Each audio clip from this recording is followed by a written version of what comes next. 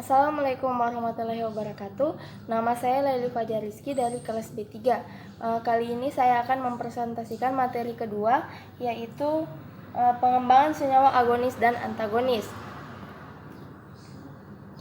Senyawa agonis dan antagonis. Apa sih senyawa agonis itu?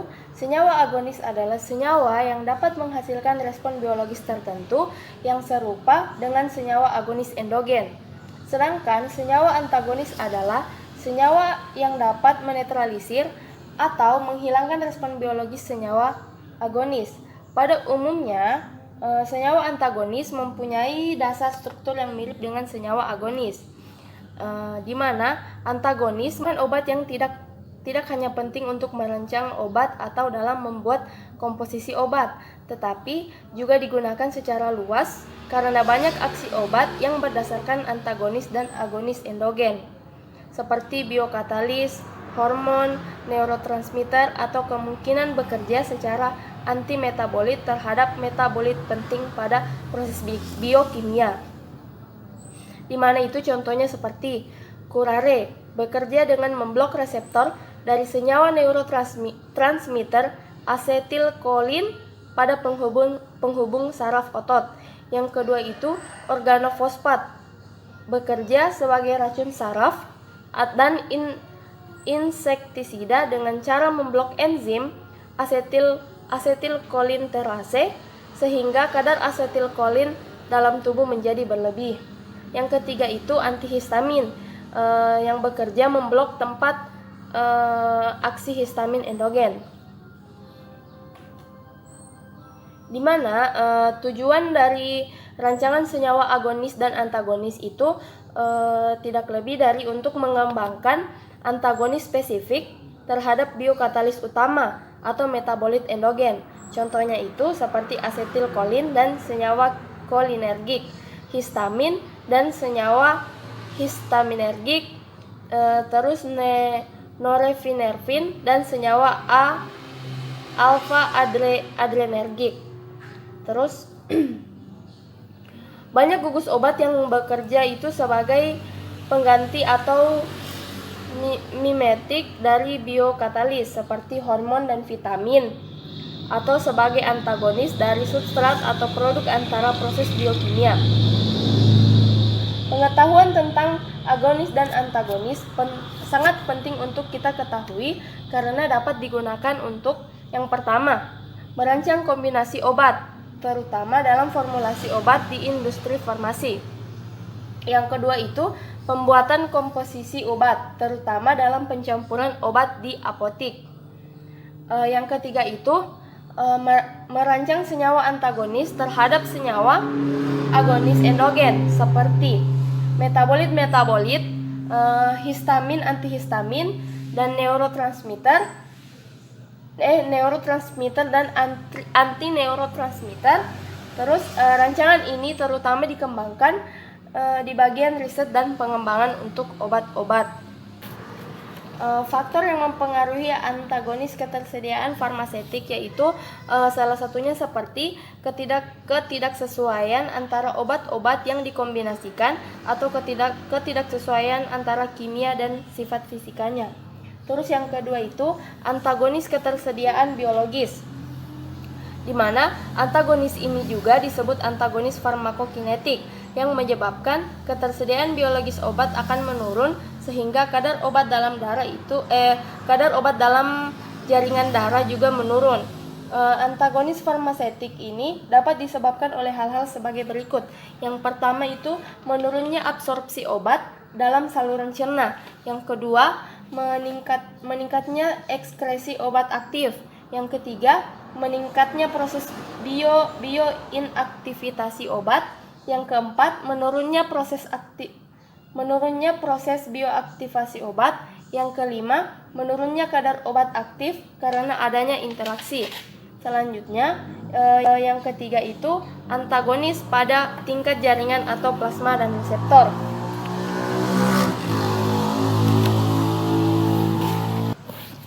Selanjutnya yang ketiga yaitu antagonis pada tingkat jaringan atau plasma dan reseptor, di mana antagonis ini juga disebut sebagai antagonis farmakodinamik yang mempengaruhi proses interaksi obat dengan reseptor spesifik sehingga menurunkan respon biologis obat.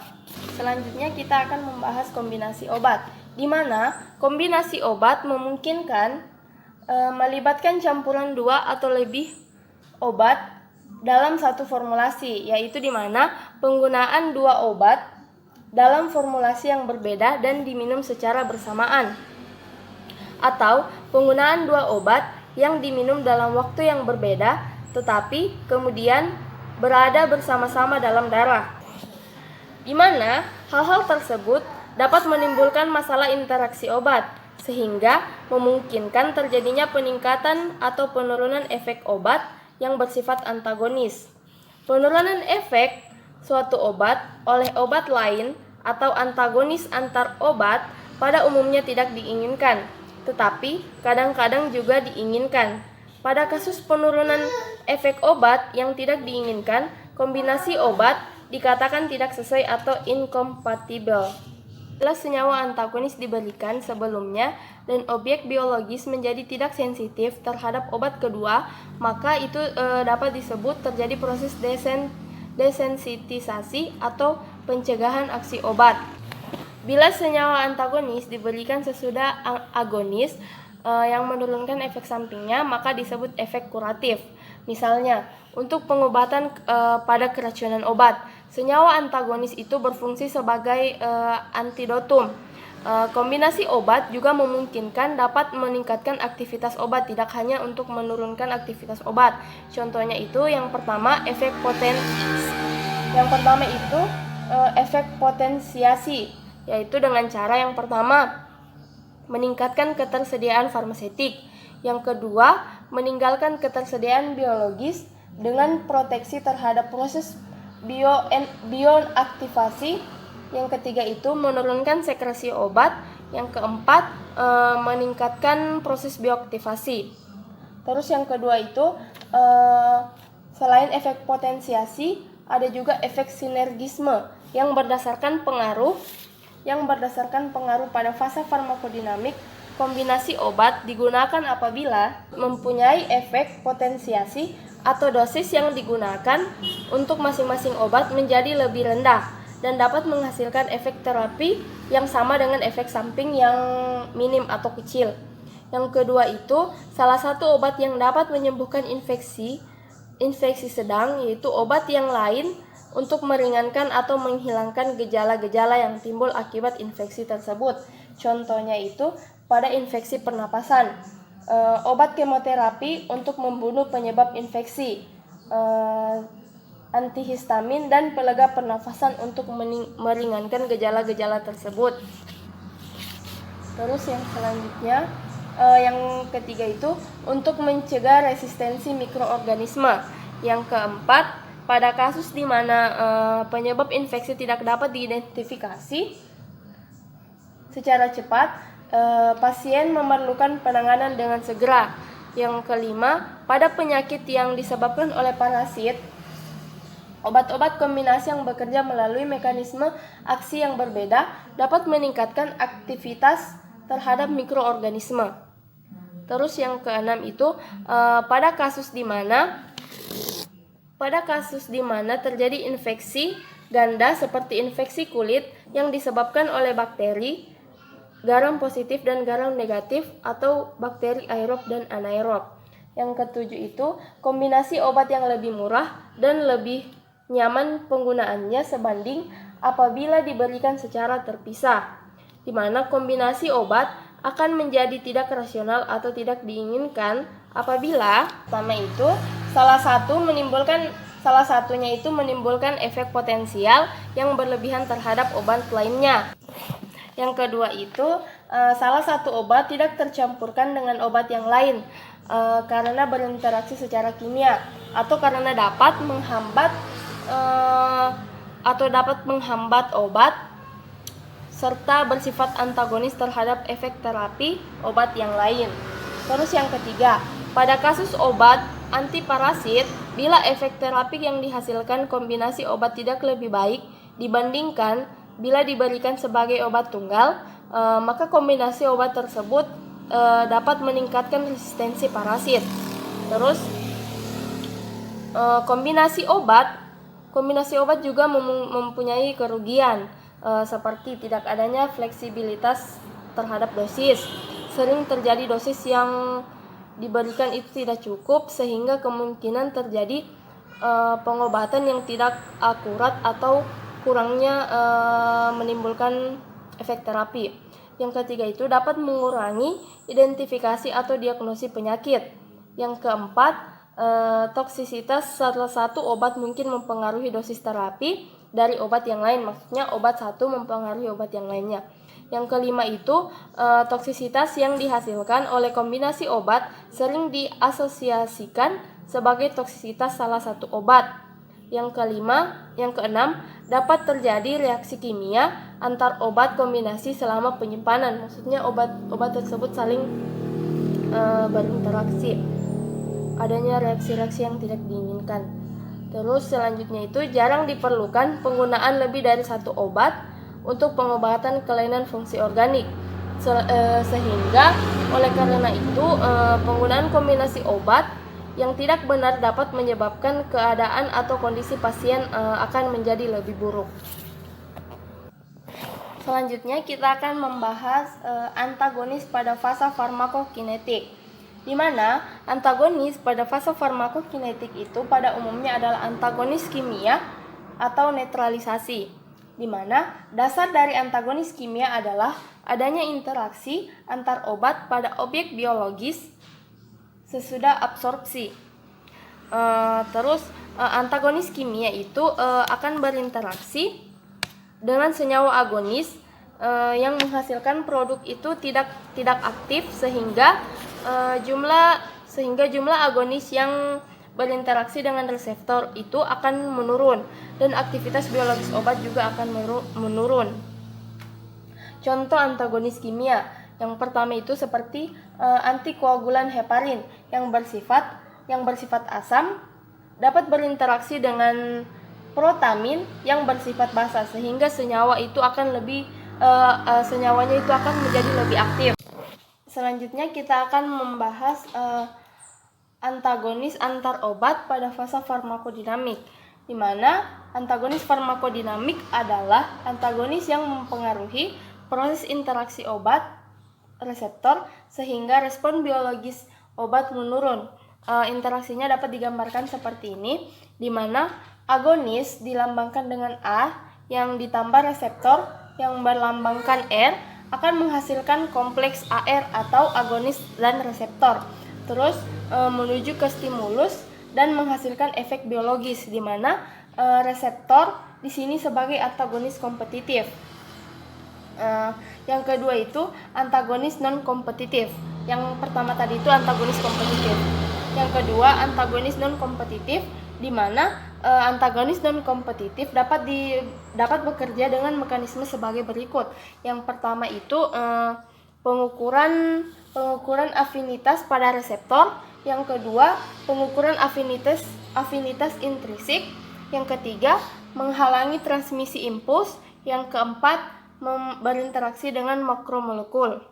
Ketiga ada kombinasi antagonis kompetitif dan non kompetitif, di mana kombinasi satu senyawa yang menimbulkan efek antagonis kompetitif dan non kompetitif dengan senyawa agonis juga sering terjadi, di mana aksi dari senyawa antagonis menghasilkan efek yang terjadi pada kurva dosis dosis respon adalah pergeseran paralel dan penekanan dari respon maksimal. Contohnya itu kombinasi antikolinergik dengan adifenin atau komiloven. Yang keempat ada antagonis fungsional dan fisiologik, di mana antagonis fungsional adalah apabila dua senyawa agonis yang mempunyai efek yang berlawanan bekerja pada satu sel atau sistem yang sama tetapi pada tempat yang berbeda. Sedangkan antagonis fisiologik adalah apabila dua senyawa agonis yang mempunyai efek berlawanan yang bekerja pada organ atau jaringan yang berbeda sehingga menghasilkan efek yang resultan. Terus apabila dua senyawa agonis yang mempunyai efek berlawanan atau efek plus dan efek negatif diberikan secara bersama-sama, maka dapat mengubah parameter biologis sehingga terjadi efek antagonis.